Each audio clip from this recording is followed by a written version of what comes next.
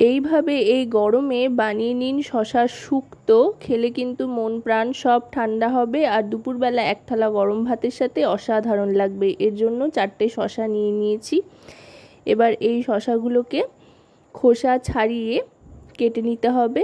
খুব সাধারণভাবেই কেটে নিতে হবে। সাধারণত স্যালাডের শশা যেভাবে ছোট ছোট কুচি কুচি করে কেটে নিই, তার থেকে একটু মোটা করে কেটে নিতে হবে, এই আর কি।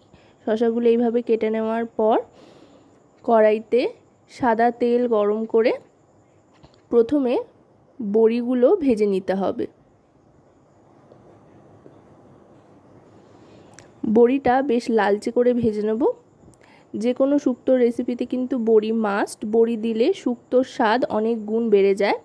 আপনারা এখানে যে কোনো রকম বড়ি ব্যবহার করতে পারেন, কেনা বড়ি বা বাড়িতে দেওয়া বড়ি, সেটা আপনাদের উপর নির্ভর করছে। আমি এখানে কেনা বড়ি ব্যবহার করছি। বড়িগুলো ভাজা হয়ে যাওয়ার পর এবার শুক্তোর দ্বিতীয় যেই ব্যাপারটা, সেটা হচ্ছে ফোড়ন। ফোড়ন যত সুন্দর হবে বা সুস্বাদু হবে বা গন্ধযুক্ত হবে, শুক্তোর স্বাদও কিন্তু ততটাই ভালো হবে। এখানে রাঁধুনি আর আদা বাটা দিয়ে দিলাম ফোড়ন হিসেবে। এই দুটো একসাথে ফোড়ন দিয়ে যে কোনো রান্না করলে কিন্তু অসাধারণ একটা গন্ধ আসে।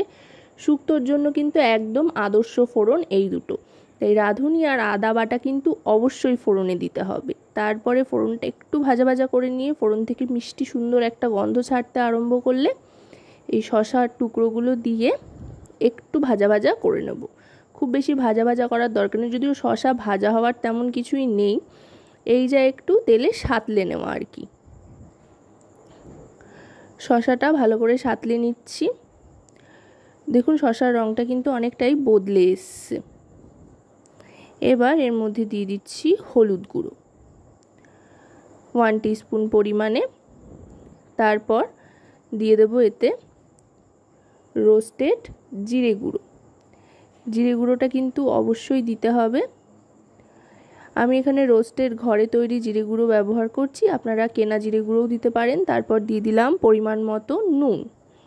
এবার আরও আরেকবার ভালো করে মিশিয়ে নেব নুন, হলুদ আর জিরে গুঁড়োর সাথে। খুব কম মশলায় এই গরমে এরকম একটা রেসিপি থাকলে কিন্তু পেট বেশ ঠান্ডাও হয় আর তৃপ্তি করে দুপুরের ভাত খাওয়াও যায়। দেখুন শশাটা কিন্তু মোটামুটি অনেকটাই নরম হয়ে এসছে। এবার অল্প একটু জল দিয়ে দিচ্ছি, শশার থেকেও জল ছাড়বে যেহেতু, তাই খুব সামান্য জল দিয়ে দিলাম। জল দিয়ে সবটা একধার করে নিয়ে গ্যাসের ফ্লেমটা মিডিয়াম টু লোতে করে দেবো। লোতে করে দিয়ে এবার ঢাকনা চাপা দিয়ে দেবো। মোটামুটি 2 মিনিটের মতো ঢাকনা চাপা দিয়ে রাখতে হবে। খুব বেশিক্ষণ ঢাকনা চাপা দিয়ে রাখার কিন্তু প্রয়োজন নেই। 2 মিনিট বাদে ঢাকনাটা সরিয়ে নিচ্ছি। এটা কিন্তু খুব চটজলদি রান্না হয়ে যায়। শশাটা কাটতে যতক্ষণ, তারপরে রান্না হতে কিন্তু মাত্র 5 মিনিট সময় লাগে। 5 মিনিট হাতে থাকলেই এটা আপনারা বানিয়ে নিতে পারবেন। ঢাকনা সরিয়ে নিয়েছি, দেখুন অনেকটা জল ছেড়েছে। এবার আরও খানিকক্ষণ ফুটিয়ে নেব, মোটামুটি 30 থেকে 40 সেকেন্ড মতো। এভাবে শশাটাকে ভালো করে নাড়াচাড়া করে নিয়ে এবার এর মধ্যে আরও খানিকক্ষণ জলটা টেনে আসা পর্যন্ত অপেক্ষা করতে হবে।